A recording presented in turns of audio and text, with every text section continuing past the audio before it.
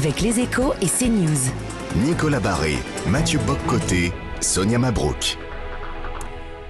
Merci d'être avec nous en ce dimanche 1er mai à la fois sur Europe 1 et CNews. Second invité du grand rendez-vous aujourd'hui, Aurélien Pradier, bonjour. Bonjour. Et merci d'être avec nous. Je le disais, vous êtes la nouvelle figure, en tous les cas nouvelle génération à droite. Vous êtes secrétaire général des LR. Peut-être une première question, certains de nos auditeurs et de nos téléspectateurs ne vous connaissent pas forcément, vont peut-être vous découvrir ce matin. Quelle droite incarnez-vous? Comment définiriez-vous votre droite? Je ne sais pas. D'abord, je suis un gamin du Lot, un petit département rural où j'ai grandi. J'ai fait mes classes à l'école de la République. J'étais maire, j'ai été élu local, avant de devenir député dans cette terre qui était imprenable, réputée imprenable pour la droite républicaine. Je viens d'une famille qui n'a jamais vraiment fait de politique, d'un milieu modeste. Bref, je dois tout à mon pays, tout à mon département, tout à la République, et j'essaie de le lui rendre. Et les raisons profondes pour lesquelles je me suis engagé en politique quand j'étais tout gamin, était une volonté qui ne m'a pas quitté de lutter contre les injustices. Je pense qu'il n'y a pas de raison de faire de la politique si on n'est pas ardemment, puissamment convaincu qu'on doit corriger ce qui est injuste dans un pays. Et je fais partie d'une génération qui vit beaucoup d'injustices. Notre pays, je le pense, à beaucoup d'étages est injuste. Et c'est une des raisons pour lesquelles je me suis engagé gamin en politique, en faisant ma première campagne en mobilette face à mon instituteur. Et aujourd'hui, j'essaie de rendre à mon pays, à mon territoire, ce qu'il m'a donné, ce qu'il m'a appris. Et la droite à laquelle j'appartiens, c'est pas une droite de punition, c'est pas une droite sectaire, c'est pas une droite qui se vend, c'est pas une droite de la métapolitique. J'écoutais tout à l'heure les débats auxquels je comprends rien, des conservateurs, des progressistes. Bon, je trouve ça passionnant, sûrement pour nous, pour vous, mais c'est pas ce qui, moi, me préoccupe au quotidien. Ma préoccupation, c'est de régler les problèmes de mes concitoyens. Alors, je sais que ça peut paraître méprisable, parfois on se dit tout ça, c'est de la petite politique, de sous-préfet. Non, non, non. Régler le problème de nos concitoyens, les problèmes de nos concitoyens, c'est faire de la vraie politique. Mais j'imagine que tout le monde le veut dans votre parti. Est-ce à dire, parce que vous avez dit ne pas se vendre aussi, est-ce à dire que ceux dans votre parti qui veulent rejoindre Emmanuel Macron sont dans une logique de petites boutiques et de petits arrangements? Oui, je le crois. La vie politique est devenue une espèce de foire au bétail depuis quelques années et quelques mois. Et ce qui, moi, me frappe beaucoup, c'est l'inversion des valeurs. Moi, je prétends pas être un héros politique, j'ai beaucoup de défauts, beaucoup de fragilités, de faiblesses aussi. Mais quand je me suis engagé tout jeune en politique, j'ai admiré des femmes et des hommes qui tenaient bon dans leurs convictions, et qui parfois n'avaient pas eu le poste qu'ils espéraient au moment où ils le souhaitaient, mais qui avaient défendu des convictions profondes, immenses. À qui pensez-vous ? Je pense à Philippe Séguin, par exemple. Je pense à quelques autres personnalités, y compris parfois à gauche. Je pense à des communistes dont j'ai vu le parcours s'inscrire dans une forme de fidélité, quitte à ne jamais accéder vraiment aux grandes responsabilités, aux gyrophares sur la voiture et au poste de sous-secrétaire d'État, au chou farci, ou je ne sais quoi. Non, vraiment, je pense que la période que nous vivons est désespérante pour nos concitoyens. Pourquoi rejoindre Emmanuel Macron, ça voudrait dire ne pas respecter ses convictions? Pourquoi ceux qui, à droite aujourd'hui, vont le rejoindre, peut-être aussi pour des questions de conviction, parce qu'ils estiment peut-être qu'il a aussi mené une politique de droite? Pourquoi est-ce qu'il se vendrait, entre guillemets? Je ne le crois pas du tout. Je ne crois pas une seule seconde que celles et ceux qui, dans une famille politique, comme les Républicains, iraient demain chez Emmanuel Macron, le feraient par conviction. Et je pense qu'il faut en finir avec cela. Et pourquoi ? Mais vous avez des grandes figures de droite qui ont rejoint Emmanuel Macron, comme Édouard Philippe, comme Bruno Le Maire, comme Darmanin, etc. Oui, pardon pour les grandes figures de droite. Vous les jugez peut-être comme des grandes figures de droite. Philippe Séguin, pour moi, était une plus grande figure de droite que ce que vous avez cité. Non, ce qui me frappe, et je ne prétends pas détenir la vérité, mais c'est que je trouve qu'on a une forme d'inversion des valeurs et qu'on s'est habitué à une perte d'honneur en politique. Code d'honneur en politique, y compris parfois de rester fidèle à une famille politique, à un parti politique. Être enfermé dans un parti, est-ce un code d'honneur ? Oui, je crois que c'est un code d'honneur. Et je crois que le fait de ne pas déroger à cette règle-là pourrait aussi faire en sorte que les politiques soient plus respectés qu'ils ne le sont aujourd'hui. Ce qui me frappe vraiment depuis 5 ans, ce n'est pas la faute d'Emmanuel Macron, c'est la faute de tous ceux qui participent à ce jeu-là, c'est cette inversion des valeurs. Désormais, être courageux, ce serait trahir sa famille politique. Mais moi, je crois que le courage, c'est aussi d'y rester fidèle, y compris quand c'est difficile. C'est quand même quelqu'un qui a une aura sur votre famille et sur la droite en général, qui a initié aussi ce mouvement. C'est l'ancien chef de l'État, Nicolas Sarkozy, qui va plus loin, d'ailleurs, qui espère une espèce de coalition. Vous le mettez aussi dans ce que vous qualifiez de petits et de ceux qui s'arrangent avec leurs convictions ? Nicolas Sarkozy n'a pas à courir après un poste ministériel ou je ne sais quoi. Ça fait une grande différence avec les autres. Moi, j'ai une divergence de point de vue avec Nicolas Sarkozy. Je pense que le choix qu'il fait de nous pousser vers Emmanuel Macron est une erreur. D'abord, c'est une erreur que je ne comprends pas au fond.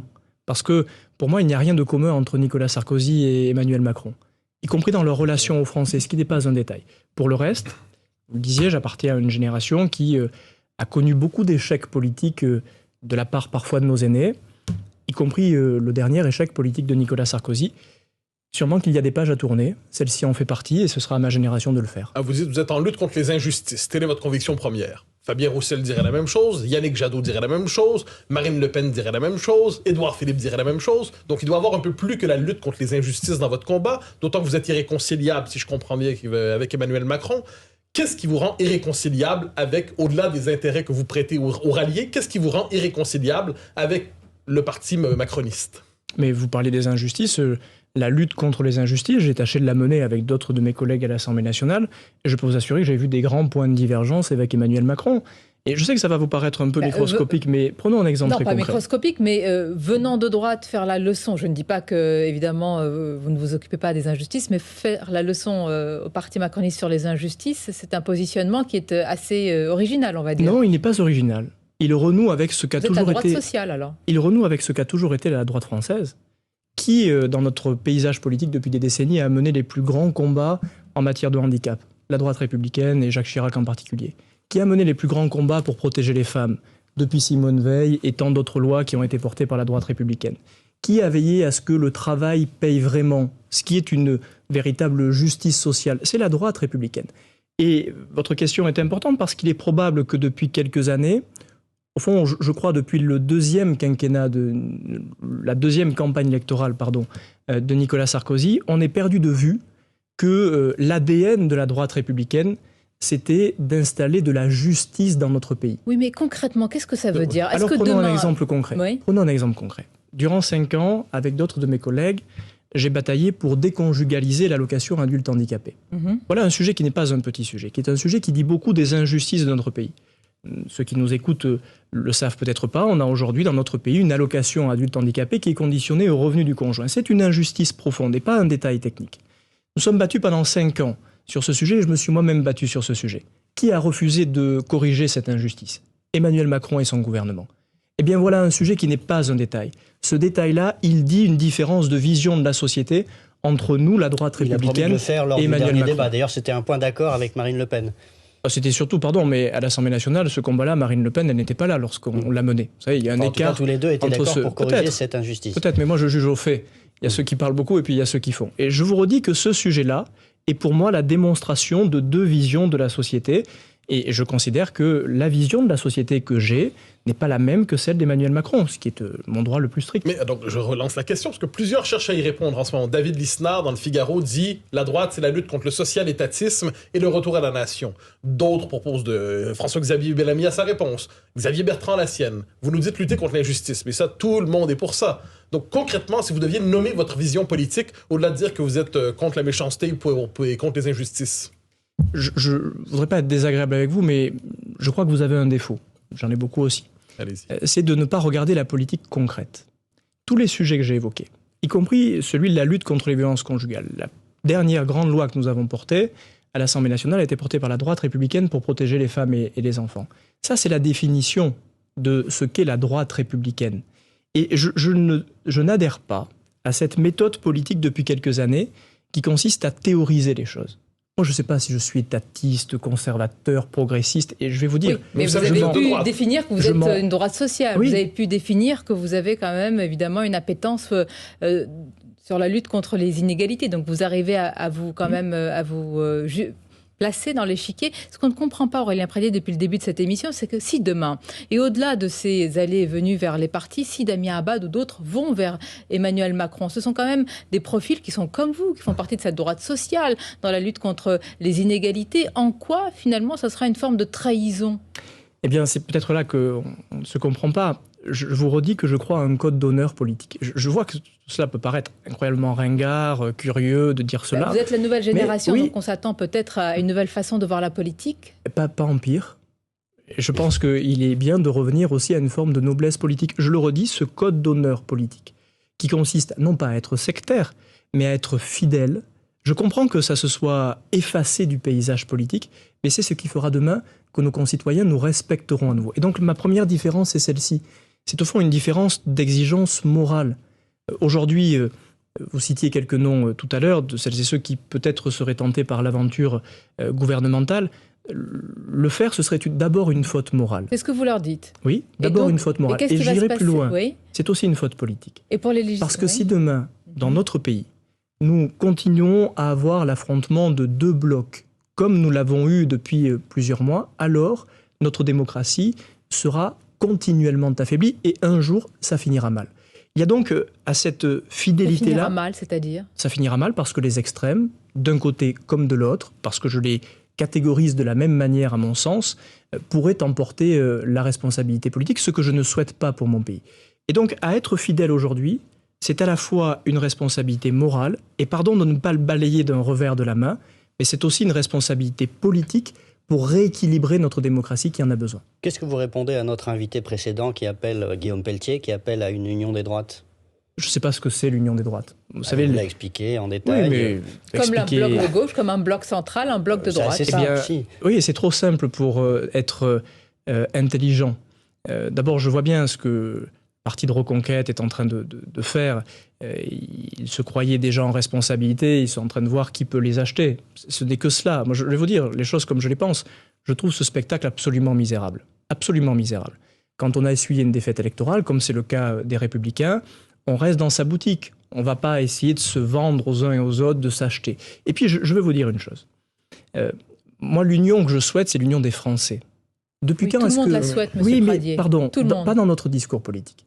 Vous voyez bien que depuis des années, et quelques mois singulièrement, tous les débats sont des débats de boutiquiers, sont des débats d'alliance, de groupes et de politiques. Je prétends pas être au-dessus. Tout ce que je sais, c'est que ce qui m'intéresse, c'est pas de parler au Parti Reconquête, au Parti Rassemblement National, avec qui personnellement je ne me sens pas de point commun. Ce qui m'intéresse, c'est de parler à tous les Français et de sortir de cette logique absurde des parts de marché électorales. Mais quand votre candidate fait moins de 5%, comment vous faites pour faire l'union des Français si vous ne parlez pas aussi aux autres ?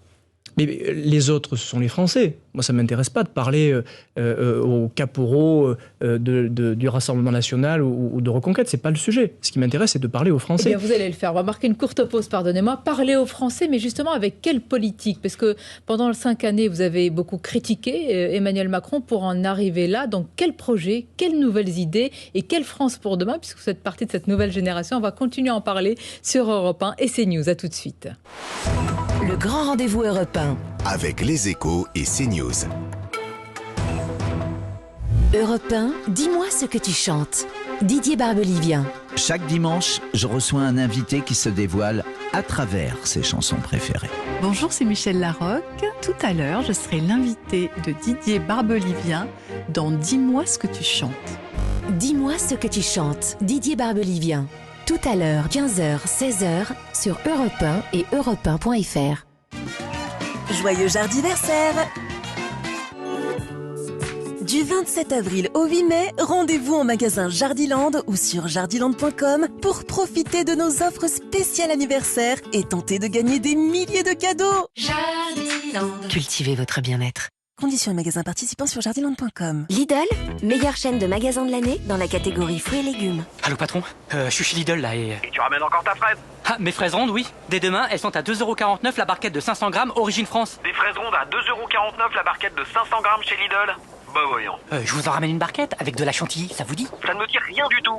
Et on est mal. Lidl, le vrai prix des bonnes choses. Et toute l'année, un choix de plus de 140 fruits et légumes chaque jour en supermarché. 4,98€ le kilo, catégorie 1, origine France. Plus d'informations sur Lidl.fr. Cyril Petit, directeur de la rédaction du Journal du Dimanche. Ce matin, dans le Journal du Dimanche, exceptionnellement en vente dès ce samedi, Jean-Luc Mélenchon, la grande interview. Macron, Hollande, les écologistes, ses projets. Le 3e de la présidentielle ne mâche pas ses mots. Et dans le JDD, les pompiers vont pouvoir faire plus de gestes qui sauvent. On vous dit tout. Le JDD, en kiosque et en version numérique. Europe 1. Oh, t'es fou, hein? Pété ou pas, elle est collector, ma yaourtière. Ce truc-là, c'est... bon, je sais plus, hein, mais si je le garde, c'est au cas où, quoi. Tu vois ce vieil ordi cassé? Eh ben, je peux pas le jeter. C'est grâce à lui que j'ai rencontré ta mère. Si vous aussi vous avez du mal à vous séparer d'un appareil qui ne marche plus, sachez que tout ce qui fonctionne sur secteur, pile ou batterie se recycle en magasin et en déchetterie. C'est simple et utile pour l'environnement. Alors trouvez votre point de collecte sur écosystème.eco. Écosystème, recycler, c'est protéger. 10h, 11h, le grand rendez-vous avec les Échos et CNews. Nicolas Barré, Mathieu Boccoté, Sonia Mabrouk. Merci d'être avec nous en ce dimanche 1er mai en direct à la fois sur Europe 1 et CNews. 2 invités pour ce grand rendez-vous. Nous recevions il y a quelques instants Guillaume Pelletier pour le mouvement Reconquête et à présent nouveau visage de la droite, en tout cas visage de l'avenir, disent certains. Aurélien Pradier qui est secrétaire général des LR, qui est également député. Un mot quand même sur les législatives, Aurélien Pradier. Sortons des calculs, mais il en faut quand même pour cette élection. Christian Jacob, le patron du parti, ne se représentera pas aux législatives. Tout un symbole quand même pour un parti qui veut continuer à exister. Quel signe y voyez-vous ? D'abord, je veux dire à Christian Jacob tout le respect immense au-delà de l'estime personnelle que j'ai pour lui. Christian Jacob, il a mené de très nombreuses batailles depuis plusieurs décennies. Avec des défaites là dernièrement. Oui, mais à chaque fois qu'il les a menées personnellement, il les a gagnées. Il a fait un choix personnel qui est de passer à autre chose, y compris d'ailleurs d'une transmission de génération. Et j'ai beaucoup de respect pour cette démarche-là. Il a aussi Christian Jacob fait partie de ceux qui ne sont pas engagés en politique pour leur petite personne. C'est un homme qui a servi beaucoup. Et ça aussi, je pense que c'est une belle valeur. Et donc, c'est une page qui va se tourner nécessairement. Il ne fuit pas le combat électoral, parce que nombre de candidats investis ou en phase de l'être ont finalement décidé de se désister. Donc, on veut essayer de comprendre ce qui se passe au sein de votre parti. C'est ce qu'écrivait encore Le Figaro hier. Pourquoi une telle, certains diront, débandade ? Christian Jacob a fait le choix personnel, déjà depuis plusieurs mois, de ne pas se représenter au terme de plusieurs années de mandat. Ça n'a rien à voir avec le fait d'accepter de mener ou pas les batailles. Moi, je les mènerai. Ce que j'observe au passage, d'ailleurs, sur ce sujet, c'est que beaucoup de ceux qui jouent les héros politiques, j'écoutais mon prédécesseur à cette place tout à l'heure, qui vous explique que ce sont des grands généraux, qui ont le sens du combat, qui citent Napoléon. Moi, j'étais maire de Labastide-Murat, un petit village dans le Lot, dans lequel Murat est né. Et Murat, il avait une différence avec tous ces héros de papier, c'est que lui, il menait les batailles. Moi, je serais candidat aux élections législatives, même si c'est difficile dans un département difficile. Je vois que beaucoup de ceux, notamment chez Reconquête, qui donnent des grandes leçons de courage, sont en train de se dégonfler. Oui, mais même chez vous, il y en a qui se désistent, Sonia Mabrouk le disait. Il y a un certain nombre de candidats qui étaient sur le point d'être investis et qui finalement décident de ne pas y aller. Pas des sortants, des femmes et des hommes qui sont dans des circonscriptions difficiles, c'est toujours arrivé, on les remplacera, on aura des candidats. Oui, pour ce qui me concerne, je mènerai la bataille, même si dans mon département c'est difficile. C'est le signe de quoi, s'ils ne veulent pas y aller ? Mais c'est le signe que la situation est difficile. Et c'est le signe qu'il y en a qui sont plus valeureux que d'autres. Et je le redis, oui, mais bien sûr. Donc, je parle pas de ceux qui ont fait le choix personnel déjà de ne pas y aller. Oui, c'est assez distribué. Le courage politique, vous savez, c'est quelque chose qui est une denrée rare. Mais je redis que je n'accepte pas de recevoir de leçons de courage politique des trouillards d'autres partis qui n'iront pas aux élections législatives parce qu'ils savent que c'est trop difficile. Moi, je mènerai la bataille avec d'autres de mes collègues de toute génération et nous gagnerons cette bataille. Vous gagnerez, c'est-à-dire ? Nous gagnerons nos batailles législatives dans chacune de nos circonscriptions. Oui, je suis convaincu que nous pouvons le faire. Parce que nos ancrages territoriaux, nos ancrages personnels, oui, vous pouvez me regarder curieusement, mais je vous assure que dans un département comme le Lot, ce n'est pas l'étiquette politique qui fait la différence. C'est le boulot du député et c'est la sincérité du candidat. Peut-être même la fidélité dont je parlais tout à l'heure. Parce que voyez-vous, beaucoup d'électeurs qui n'ont pas exactement mes convictions. Et peut-être que vous gagnerez votre bataille, mais pardonnez-moi, quand même, beaucoup se disent à LR que s'ils font face à un candidat avec une étiquette macroniste, ils seront balayés. Telle est la réalité. Peut-être que vous ne voulez pas y adhérer, mais non, je n'y adhère pas parce que pour certains. Peut-être, mais ils se trompent. Ils se trompent tactiquement. Parce que la vérité, c'est que dans le Lot comme ailleurs, les électeurs reconnaissent votre solidité et votre fidélité. Et la meilleure manière d'aller convaincre des électeurs qui n'ont pas forcément voté Valérie Pécresse aux élections présidentielles, de faire confiance à des députés Les Républicains, c'est d'être fidèle et d'être droit dans ses votes. Quand on commence à brouiller les cartes, alors on perd. Alors, je comprends, vous dites qu'il y a des choix personnels, les législatives, on se porte sur un homme davantage que sur une étiquette, mais néanmoins, vous demandez aux gens de se présenter sous votre étiquette LR. Alors la question que je vous poserai simplement, c'est pourquoi aujourd'hui certains rejoindraient LR, sachant que néanmoins les perspectives électorales ne sont pas très, très avantageuses. Quelle est la marque distinctive de LR là-dedans? La lutte contre les injustices, j'ai bien compris, mais tous s'en réclament. Donc quel est le petit plus de LR dans tout cela? Défendre les Français. Depuis 5 ans... Mais tout le monde dit ça aussi. Peut-être, mais moi je vais le dire différemment. Depuis 5 ans, qui, concrètement, au-delà de le dire, l'a fait? Depuis 5 ans, qui sont les députés à l'Assemblée nationale qui ont vraiment défendu les Français? Je vais vous citer des exemples tout à l'heure. C'est difficile de dire que vous avez le monopole de la défense des Français quand même, de tous les partis. Pas le monopole, sûrement. Je n'aurai pas cette immodestie. En revanche, depuis 5 ans, sur tous les sujets que j'ai évoqués tout à l'heure, sur la question de la défense des salaires, sur la question du handicap, sur la question des violences conjugales, sur la question de la lutte contre la pauvreté. Valérie Pécresse a été la candidate du social et du pouvoir d'achat. À l'Assemblée, je vous parle depuis les yeux ce matin. Je vous parle depuis 5 ans à l'Assemblée nationale. Je reviens un peu plus loin. Depuis 5 ans, ces combats, nous les avons menés. Est-ce que les députés du Rassemblement national les ont menés? Non, pas du tout. Pardonnez-moi, mais ils n'étaient même pas présents dans l'hémicycle. C'est quand même pas un détail. Ils sont peut-être présents sur les plateaux de télé. Est-ce que la majorité l'a mené? C'est ça aussi votre principal problème. La majorité ne l'a pas mené. Non, la majorité ne l'a pas mené. Les exemples que j'ai cités tout à l'heure, ils sont à l'initiative des députés des Républicains. Est-ce que les députés des Insoumis ont mené ces batailles-là? Non. Ces batailles, la bataille des députés insoumis a été de semer le bazar à l'Assemblée nationale et rien de plus. Au présidentiel, avec tout ce qui a été fait, avec tout le travail qui a été fait, avec tout cet aspect social, avec la défense des Français, avec tout ce que vous nous mettez en place, on se demande pourquoi vous n'avez pas gagné. Parce qu'il y a des pages sûrement à tourner. Oui, non, je conteste suis pas. Mais est-ce qu'il y a une forme d'introspection peut-être à avoir ce matin? Ah, bien sûr. Et on l'a déjà depuis un bon bout de temps. Moi, le constat premier que je fais, peut-être est-ce que je me trompe, c'est que l'erreur que nous avons commise collectivement, et j'y ai contribué sûrement, depuis quelques années, de penser que la droite française réussissait quand elle était seulement positionnée sur la question identitaire. Je ne le crois pas. Et je le dis ce matin. Je pense que le vrai positionnement de la droite française, c'est d'être en protection des plus... Bertrand l'a porté, ça, la droite sociale. En protection des plus fragiles. Aussi. Oui, mais nous ne l'avons pas suffisamment collectivement porté. Nous l'avons vu lors de ces dernières élections présidentielles, nous l'avons vu lors des élections européennes, nous l'avons vu lors des élections présidentielles où François Fillon était le candidat, même lors de la deuxième campagne de Nicolas Sarkozy. La droite française, elle gagne en 1995 sur la fracture sociale, elle gagne en 2007 sur le travailler plus pour gagner plus. Notre choix stratégique désormais, et c'est ce que je plaiderai, est de se repositionner sur les questions populaires, de devenir demain les vrais défenseurs des plus fragiles dans notre pays. Ce qu'a fait Marine Le Pen pour le Rassemblement national, vous souhaitez le faire pour les LR? En tous les cas, son positionnement tactique depuis 2 mois, qui pour moi était une forme d'imposture, parce que la réalité c'est que l'étiquette sur le bocal avait changé, mais le bocal n'avait pas changé, a payé. D'ailleurs, c'est un constat lucide que l'on peut faire. Durant les quelques semaines qui ont précédé le premier et le deuxième tour des élections présidentielles, est-ce que vous avez entendu Marine Le Pen se surpositionner sur les questions identitaires? Alors que son fonds de commerce était toujours le même, il n'avait pas changé. Non, elle est allée... pour une raison. Elle affirme que le travail a déjà été fait sur ce sujet, que les électeurs lui reconnaissent une crédibilité sur les questions identitaires et qu'elle peut donc se projeter naturellement vers les questions de pouvoir d'achat. Pour vous, c'est quand même un peu plus compliqué sur les deux aspects, dans les deux domaines. Je pense que les Français considèrent que sur les questions régaliennes, la droite est tout à fait crédible, mais c'est un choix tactique que je propose aujourd'hui, plus que tactique, d'en revenir à l'ADN profond de la droite à chaque fois que nous l'avons emporté. Qui, aujourd'hui, défend les plus petits dans notre pays? Les plus petits. Jean-Luc Mélenchon, diront certains. Eh bien, je refuse. Ou Marine Le Pen, diront d'autres. Eh bien, je refuse que demain, la protection des plus petits, des plus humbles dans notre pays soit confiée à ces deux camps. Quelle politique, quelles idées, quels actes, quel programme? C'est tout le travail que nous avons à faire. D'accord, donc ça, c'est ce qui va commencer avec vous et d'autres. Bien sûr, et c'est ce qui a commencé depuis 5 ans. Pardon d'y revenir avec insistance. Il y a des choses qui sont passées inaperçues sûrement, pour plein de raisons, y compris peut-être parce que ça ne vous intéressait pas collectivement. C'est la faute aux médias. Non, c'est aussi notre faute. Lorsque, à l'Assemblée nationale, nous menons à 3 reprises la bataille de la lutte contre la pauvreté. 10 millions de personnes sont pauvres dans notre pays, malgré le travail. 3 millions d'enfants sont pauvres dans notre pays.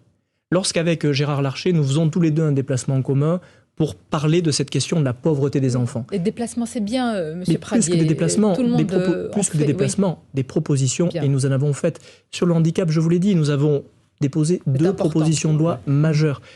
Ce que j'essaie de vous dire, et que je pense profondément, c'est que ce qui désormais structure idéologiquement notre pays, ce ne sont pas les questions identitaires. Ce qui structure idéologiquement notre pays, ce sont les blessures du quotidien. On va bientôt conclure. À l'instant, Marine Le Pen appelle les électeurs à voter pour le Rassemblement national aux législatives. Ce matin, à la une du journal de dimanche, Jean-Luc Mélenchon dit « Moi, Premier ministre ». Et vous, que dites-vous?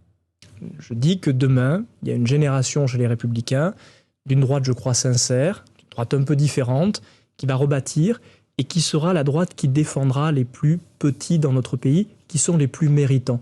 Il nous faudra du temps, je pense que c'est le début d'un chemin. Et vous en faites partie, évidemment. Vous êtes ce promeneur, ce marcheur, si je puis dire, sur ce chemin-là. Je ne suis pas le seul, non. Je préfère l'idée des conquérants que des marcheurs. Merci Aurélien Pradier. Merci d'avoir participé à ce grand rendez-vous. Je remercie